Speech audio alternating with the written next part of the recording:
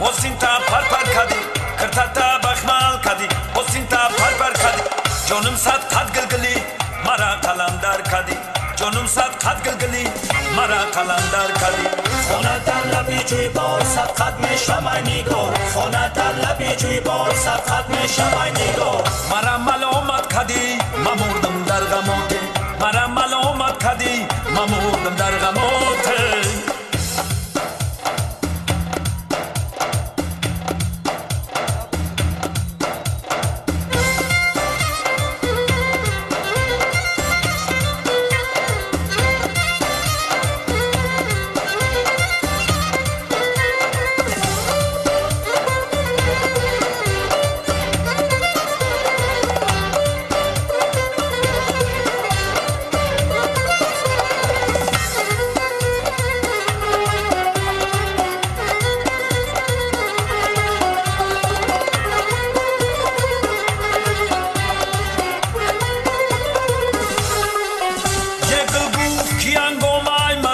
سحر چیست این رنج من ناراست با بالای تجر چیست این رنج من ناراست با بالای تجر چیست این زیر زبر چیست پایانی نظر چیست این زیر زبر چیست پایانی نظر چیست خوری گلی تر چیست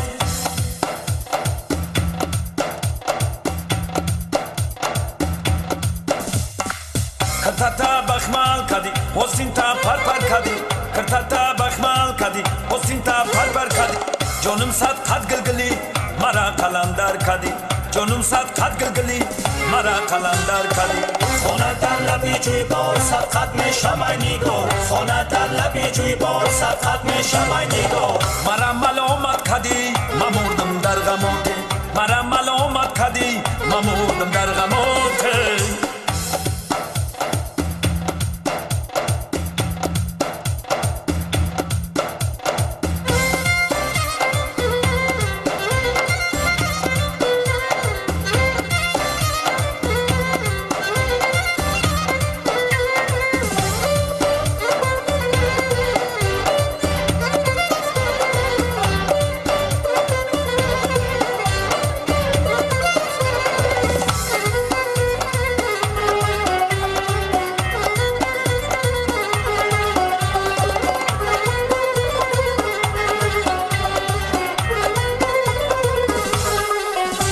شامی رمضان برو خود بازار کنم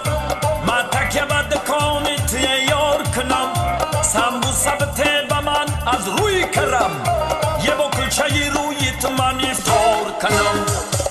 کرتاتا بخمال کدی حسینتا پر پر کدی کرتاتا بخمال کدی حسینتا پر پر کدی جانم صد قد گلگلی مرا قلندر کدی جانم صد قد گلگلی مرا قلندر کدی خونه در لبی جوی بار صد قد میشم ای نگار خونه در لبی جوی بار صد قد میشم ای نگار مرا ملامت کدی ممردم در غمات مرا ملامت کدی ممردم در غمات دیشب خانمی زیبا و خوابی من در آمد دیشب خانمی زیبا و خوابی من در آمد سوبیدم خستم زیجا خواب از یادم بر آمد سوبیدم خستم زیجا خواب از یادم بر آمد